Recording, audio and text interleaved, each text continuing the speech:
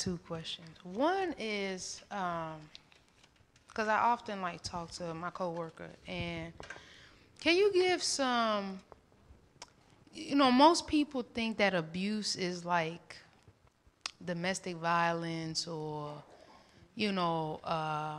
like physical abuse or, verbal abuse and stuff like that. Can you kind of cover some things that would be considered abuse, like, like to me, in my opinion, now I don't know if it's right or not, so I want your wise counsel. Like, people like taking advantage, like taking advantage of somebody and just treating them however, but they know they don't want to be treated that way. Mm-hmm. Like that. Is that considered abuse? Like say for instance, like my coworker, she'll go on vacation and stuff like that. She'll get permission and everything like that. But like, when she comes back, like she's like really ill, mm-hmm. and so she works. She comes home. Her husband doesn't really work, and she still does her wifely duties, but he won't do nothing. Mm-hmm. And she'll be like, I mean, and I know it's vice, it goes both sure. ways. Like, sometimes husbands are really nice and mm-hmm. their wives talk to them however, mm-hmm. and they're just like, oh, I'm just going to be a good husband, mm-hmm. So what's the guideline with that? Yeah. Well, abuse or being taken advantage of, it's only there if the person allow it. Mm-hmm. You can't abuse me or you can't take advantage of me if I don't let you.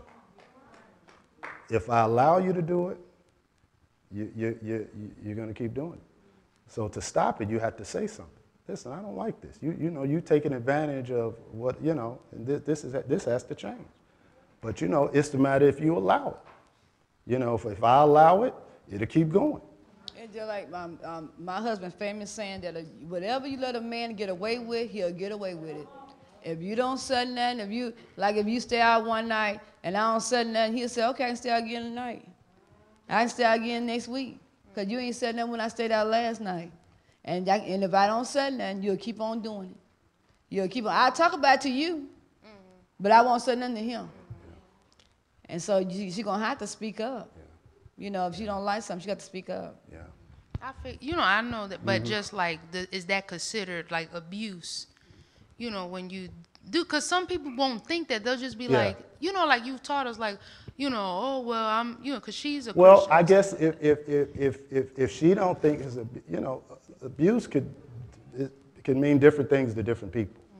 Mm-hmm. If she don't think it is, it just depends. See, the difference is everybody's norm is totally different. Yeah. Mm-hmm. Your norms, some people get up in the morning and start drinking. That's their norm. Some people get up in the morning and start smoking. That's their norm. So whatever the person's norm is not foreign. Yeah. It's like, this is what we do. Right. In other words, I get up in the morning, cuss her out every morning. That's normal. Now, to somebody else, that is abusive. Right. But to her, it's normal. She used to it. Every morning, I get up cussing her out. And so you have to figure out what's their norm is. And that's why, when people hear the truth, it's foreign to them. It's like, I never heard this before, because it's not their norm. Mm-hmm.